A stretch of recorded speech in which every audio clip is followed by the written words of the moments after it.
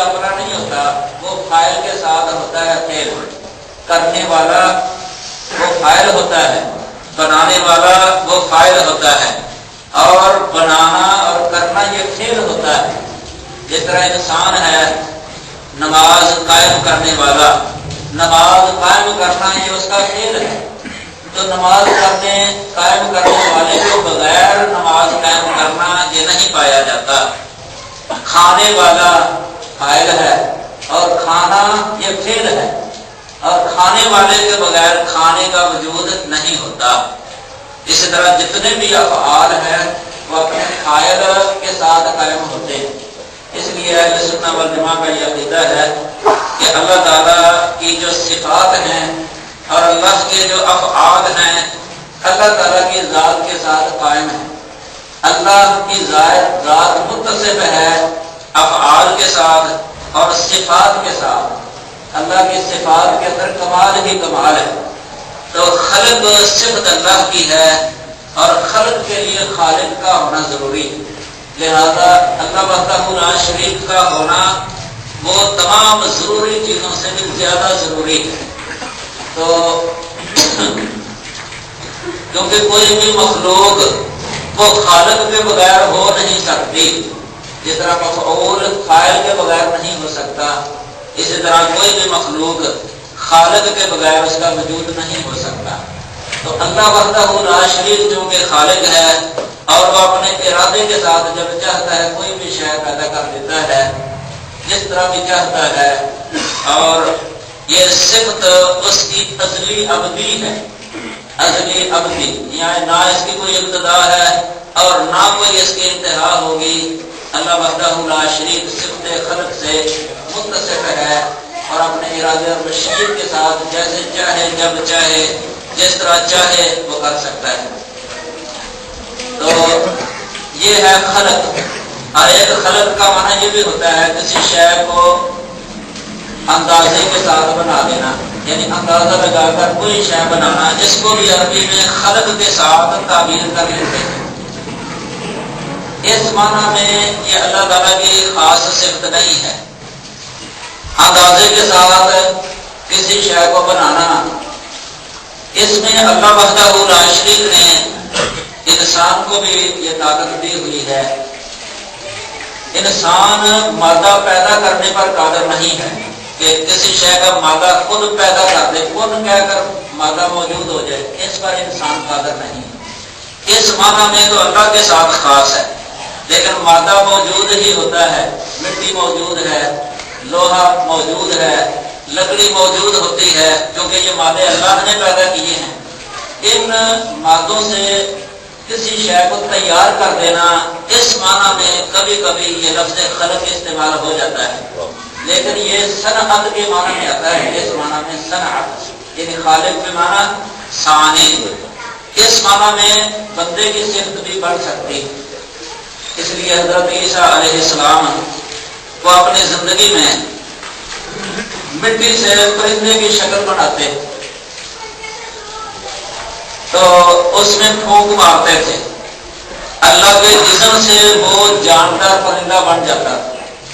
اللہ تعالیٰ نے قرآن مجید کے اندر یہ لفظ استعمال کیا ہے، عیسیٰ علیہ السلام کا قول ہے انی اخلق لکم من الطین کہیئۃ الطیر فانفخ فیہ فیکون طیرا باذن اللہ، کہ بے شک میں پیدا کرتا ہوں تمہارے لیے۔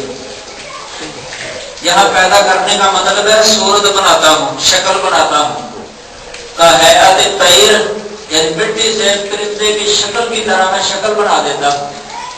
فانفخ فیہ اس میں پھونک مارتا ہوں، فیکون طیرا باذن اللہ تو اللہ کے حکم سے پرندہ بن جاتا ہے۔ اب پرندہ بنانا، جاندار بنانا یہ اللہ کا خاصہ تھا، لیکن مٹی سے پرندے کی شکل بنا دینا یہ عیسیٰ علیہ السلام کا فعل تھا۔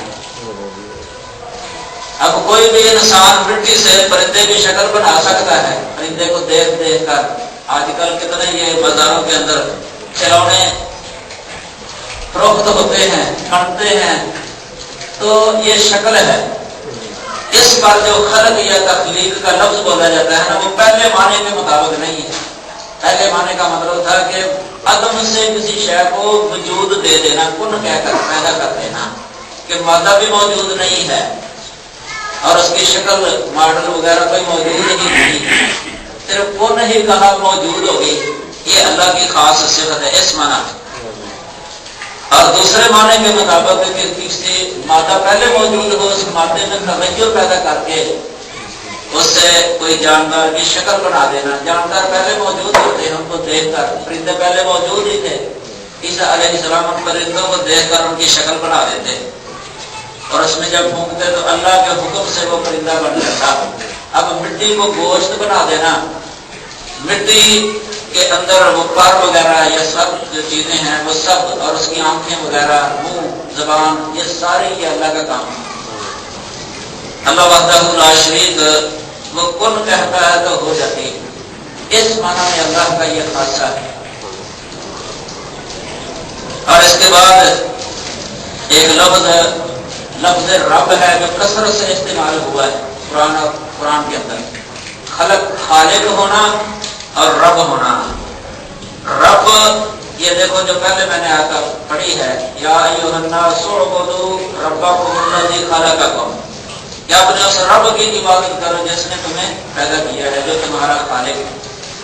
اب خلق پہلے ہے، خلق یہ پہلے ہے کہ ایک شے کو اللہ نے پیدا کر دیا، اب پیدا کرنے کے بعد اس کو جو ایک مدت کے لیے دنیا کے اندر اللہ تعالیٰ نے رکھنا ہے، اس کی جو نشو و نما کرنی ہے، اس کو جو بڑھانا ہے اور اس کو جو پایا تکمیل تک پہنچانا ہے، اس کو رب کہتے ہیں۔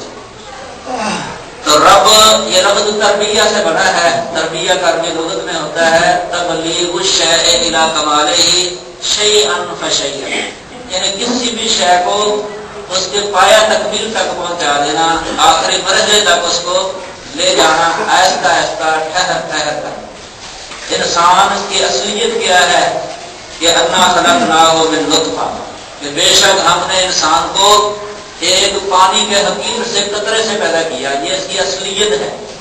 اور اس کو شکم مادر کے اندر 3 اندھیروں کے اندر اس کی نشو و نما کی ہے اللہ وحدہ لا شریک نے، اس کو وہاں بڑھایا ہے، نطفے سے ایک شکل دی، علاقہ کی۔ علاقہ یہ خون کو کہتے ہیں، جمع ہوا خون، اور اس کے اندر کچھ طولانی کیفیت ہو جاتی ہے، یعنی کچھ لمبائی، اور عربی لغت کے اندر آلو کا لفظ بولا جاتا ہے، جونک کو کہتے ہیں۔ جونک تو آپ جانتے ہوں گے، جو حسد لگانے والے انسان کے کسی بھی حصے پر لگا دیتے ہیں، یہاں فاسد خون نکالنا مقصد ہو، وہ جانتا ہے ایک جانور ہوتا ہے جو پنجابی کے اندر جوک کہتے ہیں اس کو، تو وہ خون چوس لیتی ہے اور اس کی شکل جو ہے نا وہ گوشت کے ٹکڑے کی طرح ہوتی ہے، جس کے اندر طول ہوتا ہے، وہ اپنے پیٹ میں وہ سارا خون جو ہے جمع کر لیتی ہے، بعد میں اس سے خون نچوڑ دیتے ہیں، نکال دیتے ہیں، لیکن وہ زندہ ہی رہتی ہے۔ اس کو عربی میں آلوکا کہتے ہیں، کیونکہ وہ حالت جو نطفے کی بعد میں بنتی ہے نا، وہ اس شکل میں ہوتی ہے کہ اس کے اندر کچھ طول ہوتا ہے، جس طرح وہ چمٹ جاتی ہے انسان کے بدن کے ساتھ، ٹانگ پر لگائیں، گھٹنے پر لگائیں یا کسی جگہ پر تو ساتھ چمٹ جاتی ہے۔ ایسے ہی اس حالت میں یہ علاقہ جو ہوتا ہے نا شکم مادر کے اندر رحم کی دیوار کے ساتھ چمٹا ہوتا ہے، تو اللہ تعالیٰ نے اس کیفیت کو علاقہ کے ساتھ تعبیر کیا ہے۔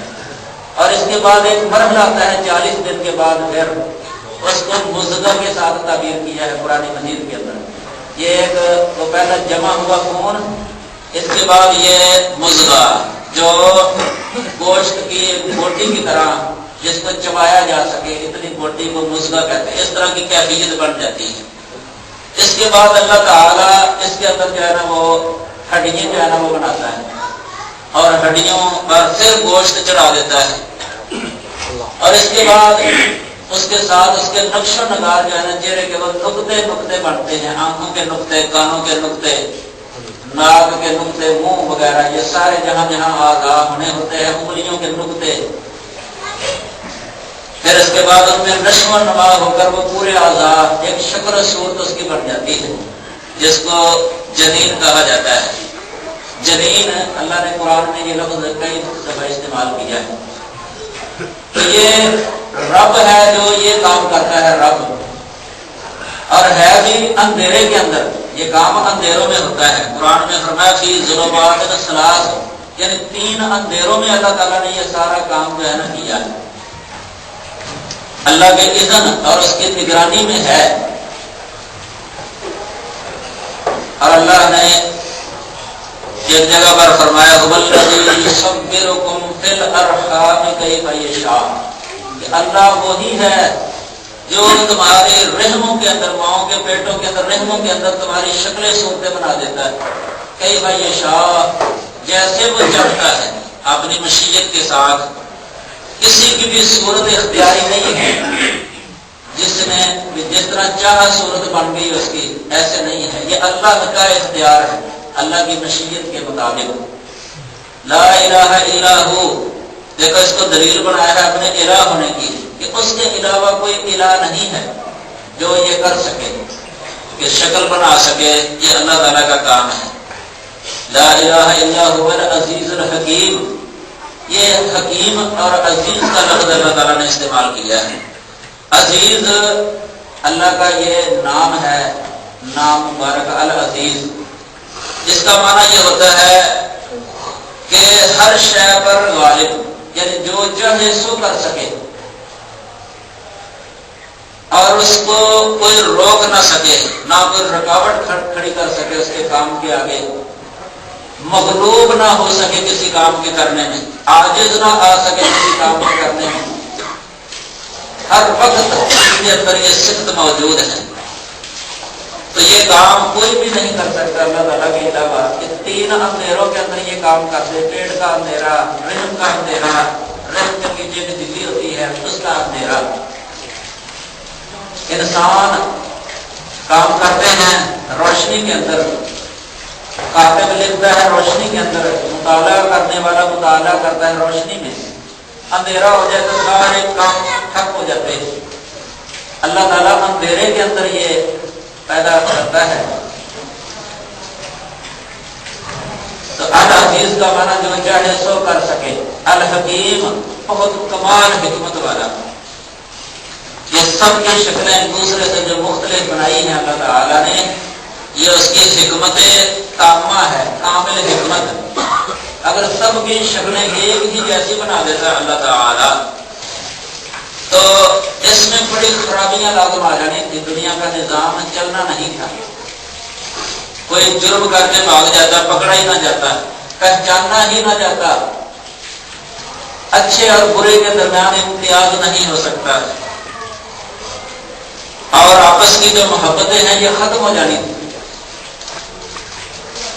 بیٹوں کے ساتھ محبت، بیٹیوں کے ساتھ، خاوند بیوی کی محبت، ماں باپ کے ساتھ، اسی طرح دوسرے عام استاد شاگرد کی، دوست کی پہچان، محبت، یہ سب ختم ہو جانی تھی، سب کی شکل یکساں ہوگی۔ اربوں خربوں دنیا کے اندر چہرے ہیں، انسان ہے، لیکن ہر ایک کا چہرہ دوسرے سے مختلف ہے۔